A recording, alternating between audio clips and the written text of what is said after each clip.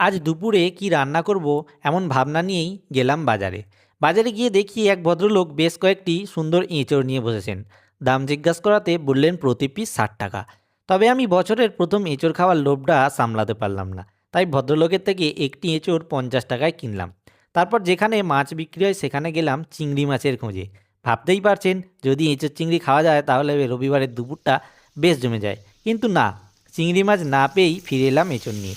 তারপর বেশ কিছুক্ষণ কষ্ট করে এঁচোড়টিকে কাটলাম। কেটে প্রথমেই প্রেসারে একটি সিটি দিয়ে দিলাম, সামান্য নুন, হলুদ আর একটুখানি সর্ষের তেল দিয়ে।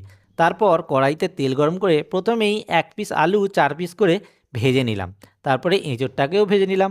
ভেজে নিয়ে তারপরে আমি কড়াইতে দিলাম একটা তেজপাতা, একটা শুকনো লঙ্কা আর একটুখানি জিরে, গোটা জিরে। তারপর দিয়ে দিলাম কাটা পেঁয়াজ, একটাই পেঁয়াজ নিয়েছিলাম এখানে।